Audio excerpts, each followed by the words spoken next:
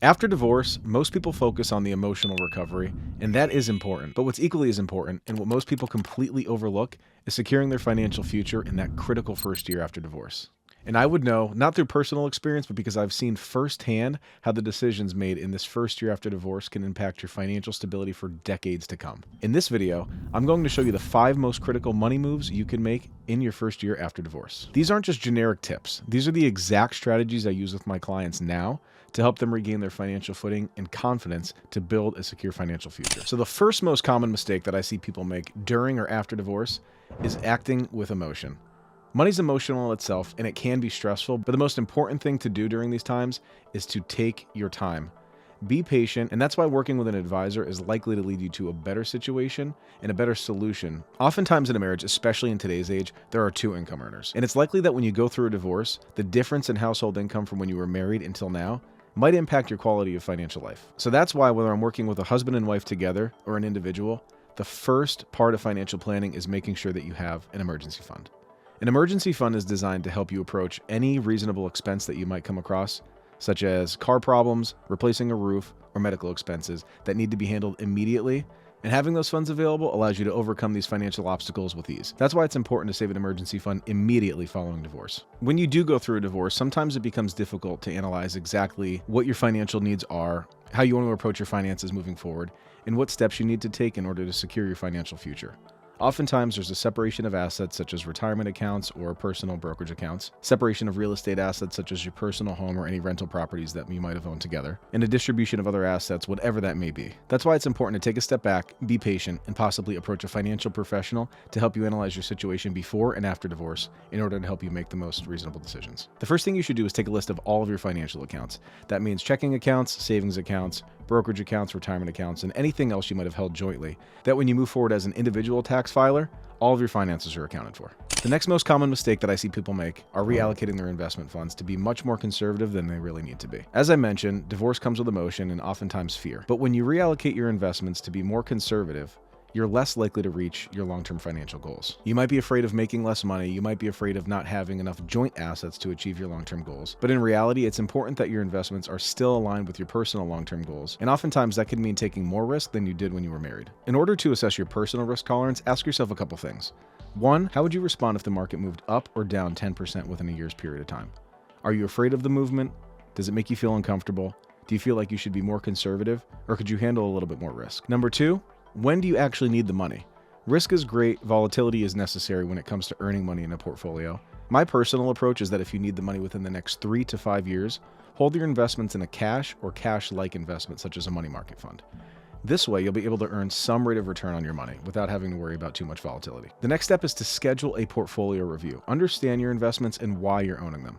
If you work with a financial professional, it's important that you sit down with them, discuss your risk tolerance, and discuss your long-term approach. Investing is great, and it's actually necessary to grow your funds over time, but in reality, you have to be comfortable with what you own. It's not a healthy feeling to look at your statements on a monthly or quarterly basis whenever you get them and be concerned that you won't have any money left during retirement. Next step, number 3, is a tax strategy adjustment. In reality, no matter what you're earning, it's likely that you'll be in a different tax bracket. When you get divorced, it's important to recognize that you'll be filing as an individual rather than married filing jointly or married filing single as you did when you were married. So recognizing that you're most likely going to be in a different tax bracket will help you to understand a few different things. 1, it's important to know how much withholding to have from your earnings in order to be sure that you're covering what taxes will be due on your income, but also making sure that your income is enough to satisfy your monthly needs. As somebody who specializes in managing finances, I cannot emphasize enough the importance of meeting with an accountant when you go through a divorce, before and after, because the reality is your money is different now. And if you tell me that your money is the same yesterday as it is today, I'm sorry, but you don't understand how money works. In order to take advantage of any tax strategies that might be available to you, consult a financial planner and/or an accountant, because the most important thing that you can do with your money is work with a professional, especially one that will help you to take advantage of any opportunities that might arise. So the 4th most common mistake is insurance and estate planning updates. For the last however many years you've been married, your spouse was named as your number 1 beneficiary, at least that's most likely.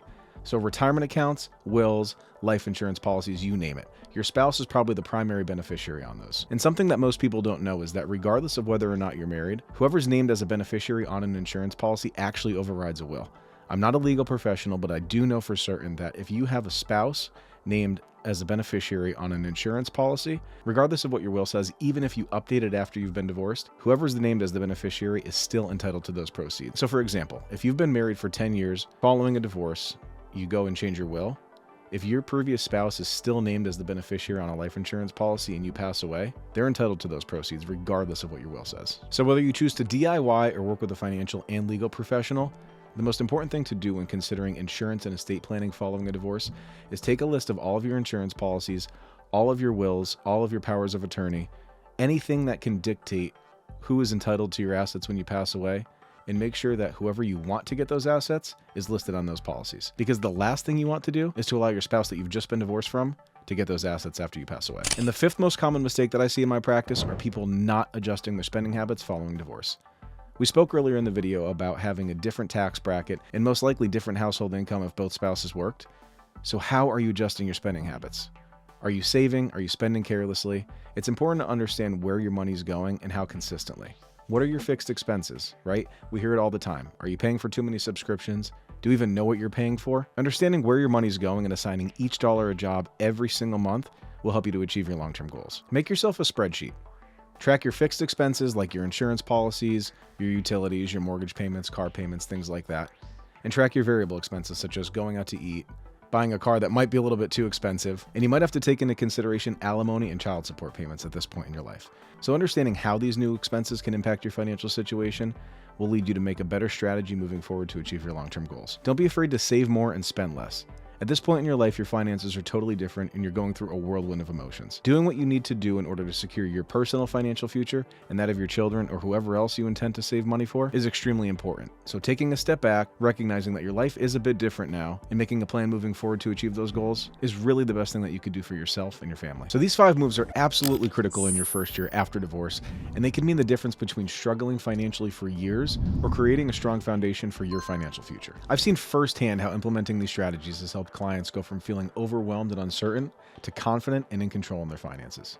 If you're going through a divorce or have recently been divorced and want help implementing these strategies with an advisor who puts your interests first, click the link in the description to schedule a consultation today. I'll walk you through exactly how we create a personalized financial plan that gives you the security and peace of mind you deserve. Thanks for watching, and if you found this video valuable, don't forget to like and subscribe for more videos on financial security. I'll see you next time.